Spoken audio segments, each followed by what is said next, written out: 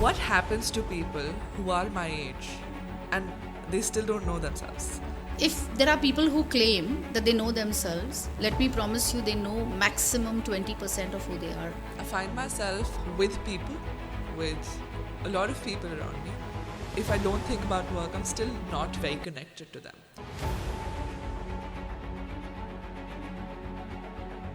So I find a big joy in just working.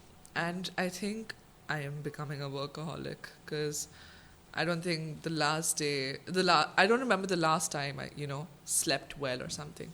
And I think that's becoming sort of a problem because I find myself with people, with a lot of people around me, and yet I'm just, all I can think about is work, but if I don't think about work, I'm still not very connected to them. It's just I'm sitting there, I don't relate to them, and I think I'm very slowly losing the will to relate to them.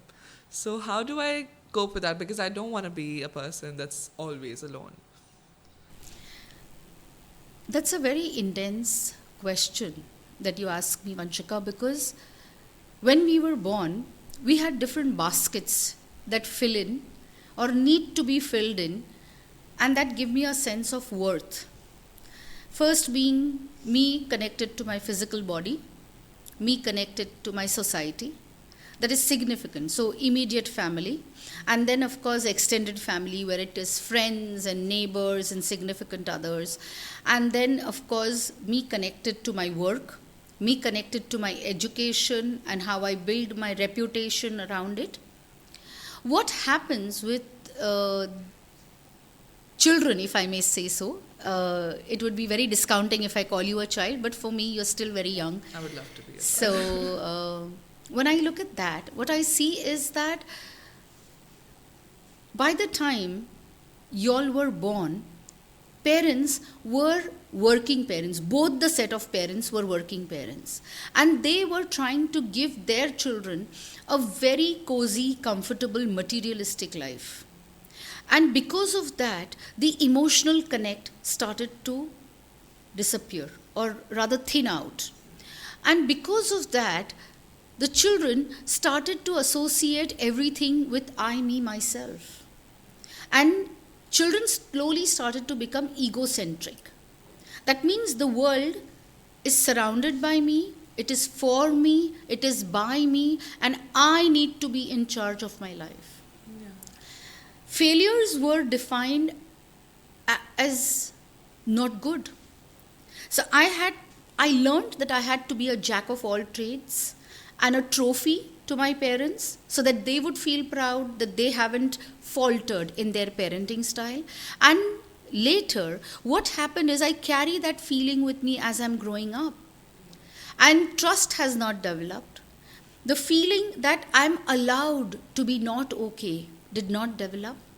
And therefore, there is a fear of stepping into the world where I'm just not allowed to be not okay.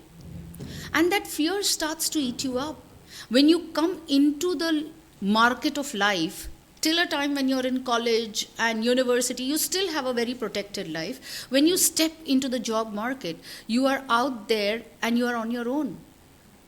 And when you're on your own, you're judging your own worth. You're judging whether I'm okay to be this person, if I can do this, if I can't do this. And because there is self-doubt, you do not put yourselves 100% out there. With the fear of rejection, with the fear of not being good enough. And if the premise of a relationship, if the premise of building a relationship with your work, with your social background, with your family is based on the premise of insecurity, then you're multiplying your insecurities further. If there is always a self-doubt, can I say this? What will this one say? How will this one feel? Will I be accepted? What are the conditions of being accepted or not accepted? And unfortunately, I feel many people of your generation were not able to cope with it's okay to be not okay, and I have certain facts of me or certain areas of me that are okay and certain areas of me which are not okay, and as a whole person I'm still okay.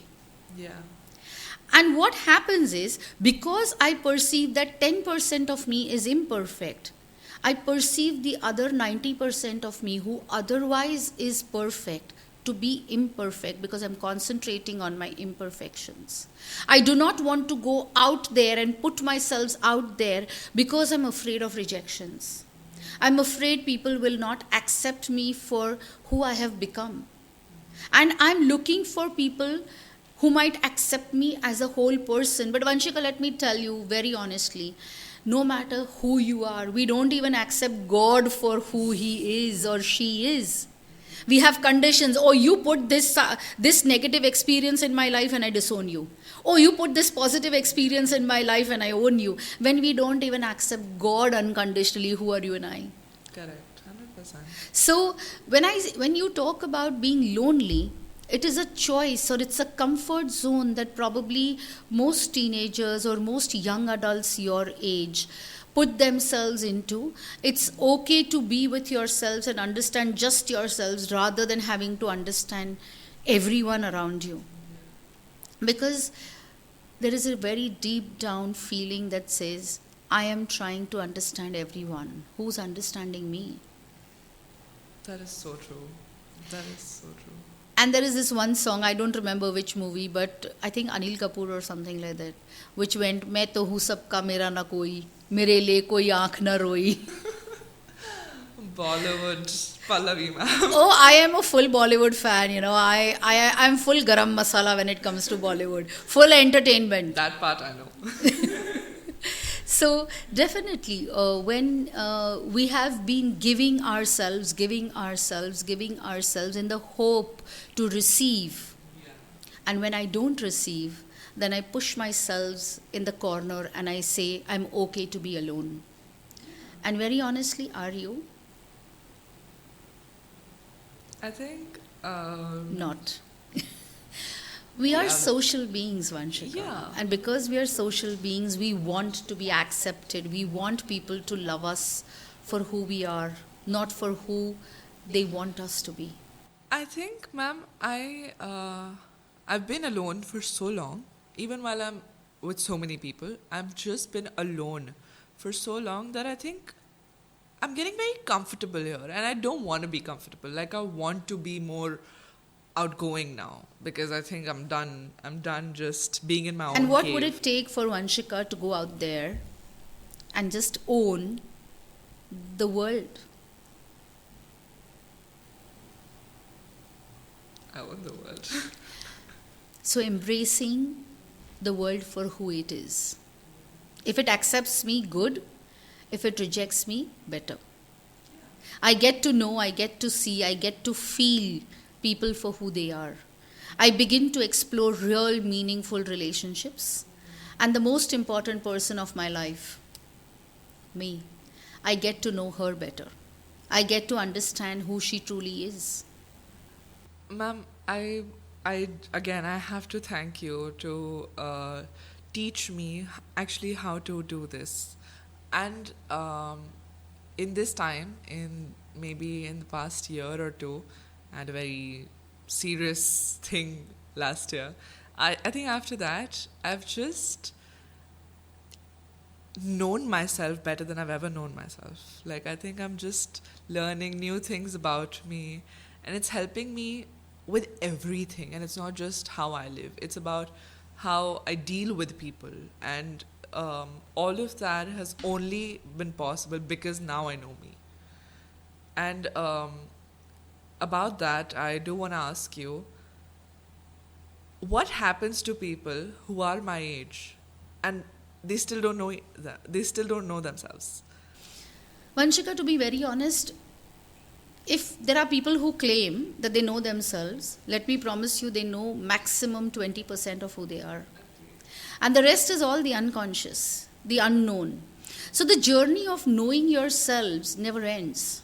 It's an ongoing process. There are too many aha moments. It's important for us to invest in ourselves. However, because when I was growing up, I was told not to be selfish. I was told, don't think too much about yourselves. It's considered to be wrong. It's wrong if you are just self-centric. And unfortunately, there is a very thin line between self loving and selfish. There's a very thin line between it. And many of us as adults, even as we age, many of us do not understand the difference between self love and being selfish. When I am self loving, I accept everyone and everything for what it is. There is no judgment about it because I have accepted those parts of me that are considered not so great by the society outside. Yeah. Selfish is when I'm saying everyone needs to be aligned to my goals, my thoughts, my ideas, my views. And I'm not willing to change my ideas, my views to accommodate someone else as a part of my life. What happens is that when we are not aligned to who I am, in the true sense, I am following conditional norms, I'm following what the society wants me to be or who they want me to be, then I feel envious about people who are doing something that I'm not allowed to do.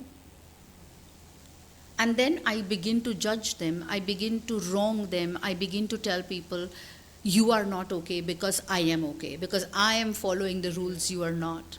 And then we end up having disconnected relationships.